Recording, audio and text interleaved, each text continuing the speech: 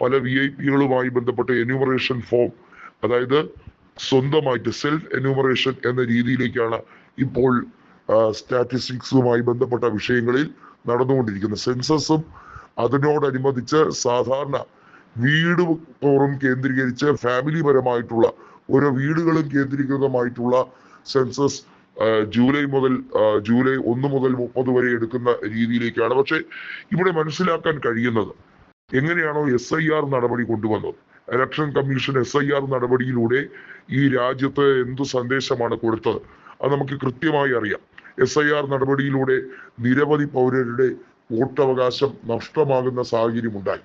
അതിന്റെ പിന്നിൽ വലിയ കളികളാണ് കളിച്ചത്.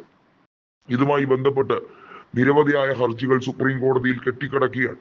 അതിലൊന്നും തീർപ്പ് കൽപ്പിക്കാൻ സുപ്രീം കോടതിക്ക് യാതൊരുവിധ താല്പര്യമില്ല. കാരണം സുപ്രീം കോടതിയുടെ ചിന്താഗതികൾ മാറി തുടങ്ങിയിരിക്കുന്നു. ചീഫ് ജസ്റ്റിസിൽ നിന്നോ ഡിവിഷൻ ബെഞ്ചിൽ നിന്നോ ഒന്നും തന്നെ യാതൊരു നീതിയും പ്രതീക്ഷിക്കേണ്ട എന്ന രീതിയിലേക്കാണോ പോകുന്നത് എന്ന് കപിൽ സിബൽ അടക്കം മുതിർന്ന അഭിഭാഷകർ, പ്രധാനികളായിട്ടുള്ള ഇന്ത്യ മുന്നണിയിലെ നേതാക്കൾ പറഞ്ഞു തുടങ്ങിയിരിക്കുകയാണ്.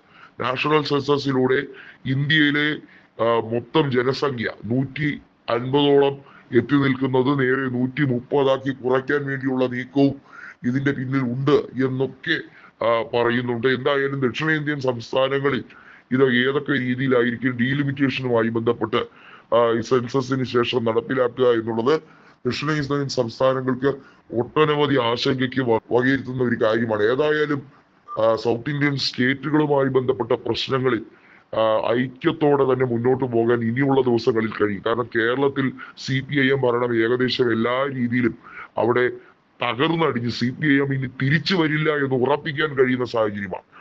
അതുപോലെ തന്നെ തമിഴ്നാട്ടിൽ TVK കോൺഗ്രസ് സഖ്യമാണ്.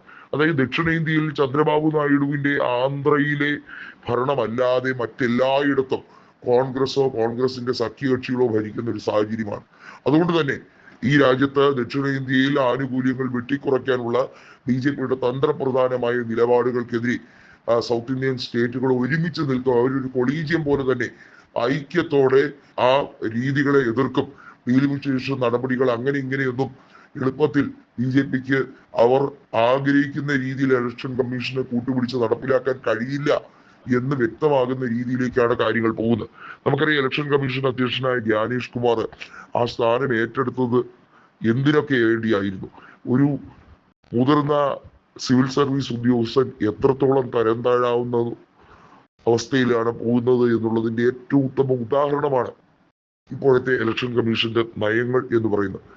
കൃത്യമായും പക്ഷപാത രാഷ്ട്രീയത്തോടു കൂടി കളിക്കുന്ന അദ്ദേഹത്തിനെ പോലുള്ള വ്യക്തികൾക്കെതിരെ പിന്നെ ഏതൊക്കെ രീതിയിലാണ് സമരം നടത്താൻ കഴിയുക? അതൊരു വലിയ ചോദ്യമായി അവശേഷിക്കുന്നു.